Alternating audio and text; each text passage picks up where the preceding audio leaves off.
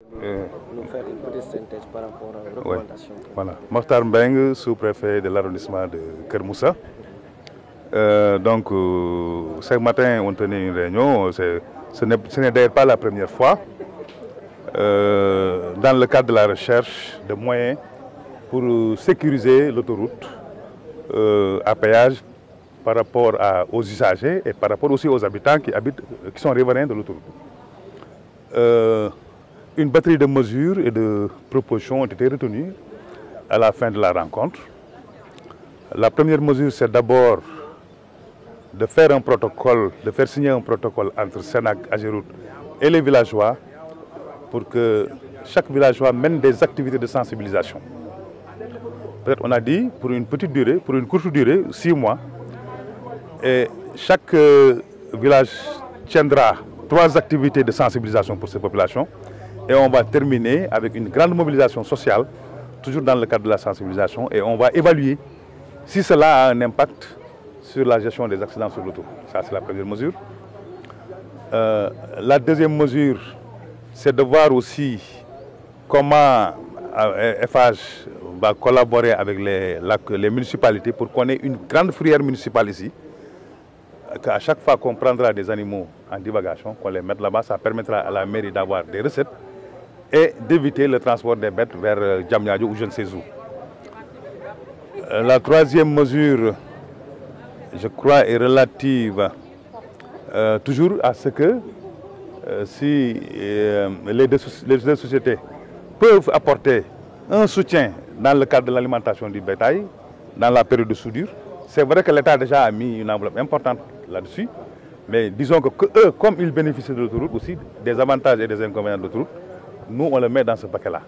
Donc cet appui-là, on le réclame pour les populations qui gèrent du bétail à côté de l'autoroute. Les sanctions? Bon, les sanctions, elles sont là. Les sanctions, elles relèvent de la loi. Elles relèvent de la loi. Je crois que l'adjudant-chef de la gendarmerie, chef de peloton de sécurité l'a dit. Et que maintenant, désormais, si on prend des bêtes, les propriétaires seront déférés. Et même si on prend quelqu'un en train de traverser à pied aussi, lui-même, il sera déféré. Donc je pense que ça relève de la loi. Et je crois que ceux qui sont chargés de veiller à cela, les gendarmes feront leur travail.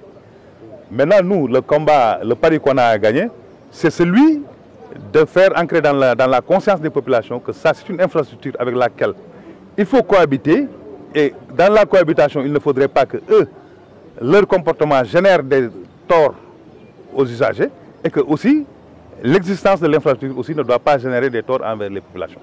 Donc c'est vraiment un peu cet écart-là qu'il va falloir réduire. Et si on arrive à réduire cet écart-là, je crois que l'autoroute sera vraiment en sécurité.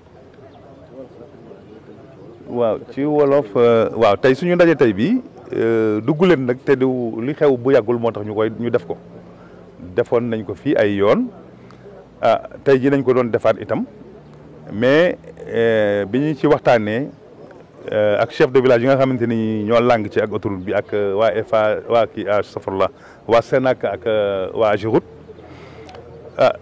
am na ay xalaat yu fi génn benn mooy dañoo bëgg pour message yi waxtaan wi jàll parce que du ñu jëlee chef de village rek wax ak ñoom tey waxuñoo ak ñañ bàyyi ca dëkk ba mën naa am ñoom duñ jotal li ñu fi jàpp ñu ne kon nañ def protocole ak ñoom ñu sas village dëkk bu nekk mu def ñetti activité pour xamal ay nitam yàqu-yàqu bi nekk ci jur gi li muy def ci tali bi ci sécurité nit ñi.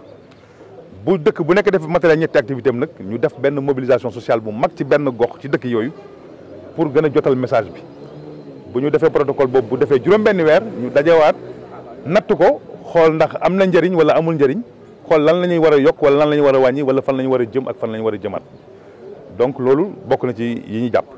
beneen bi jàpp nañu ne ab fourrière municipale bu mag war na fi am war nañoo xool société yi ni ñuy jàppalee ak jàppanteeg maire yi ba ñu am fi fourrière municipale bu mag boo xamante ni bi jur gi bu ñu ko jàppee du ñu ko yóbbu fenn loolu dañ koy def fii te boobaa loolu dina indil maire bi xaalis ba pare ñoom it dina leen noppal ci transport bi ñuy transporter jur gi di ko yóbbu feneen. am na beneen bu ñu jël aussi mooy ñu ñaax leen pour ñu fexe trouver moyen bu ñu jàppalee sàmmkat yi dëgg la état bi def na OSB depuis 2012 xaalis bi mi ngi fi lañ ko état bi da koo bàyyee baykat yi heure bu ñu sàmmkat yi heure bu ñu jaayee ba pare ñu demaat jëndiwaat jaayaat jaar xaalis boobu jëndi waaye nag comme ñoom dañoo lang ak autoroute dëkk ak autoroute mu am impact bu muy def ci ñoom tamit ñuy impacté autoroute bi donc day jaadu bu ñu mënee def loolu ñu defal leen loolu itam du wàññi dara mu fekkoon mu dolleeku ci li état bi amoon. waaw daani itam loolu moom yaakaar naa gendarmerie wax na ko sànq mooy que ku ñu jur bu ñu fekk ci autoroute bi bu ñu ko jàppee borom bu ñëwee bu ñu gisee borom dañu koy tëj dañu koy déféré tribunal wax ci moom lu muy àtte. beneen bi mooy nit ku ñuy gis tamit ngay jéggi sa tànk ci autoroute bi itam dañ lay jàpp déféré la yoon wax ci yow donc daal li ñuy ñaan mooy nit ñi ñu xoolaat suñu bopp ñun ñëpp ñu amaat ay comportement yu bees parce que sa toogaay da nga ko war a defaraat chaque fois que nga nekk ci beneen situation bu wuuteeg ba nga newoon loolu nag du lu yomb du lu gaaw waaye bu ñu ko tabaxee dox ci wax ci yaakaar naa bu yàggee incha allah den ci am li ñu bëgg mooy kaaraange ñëpp ci autoroute bi yàlla nañu ko yàlla defal.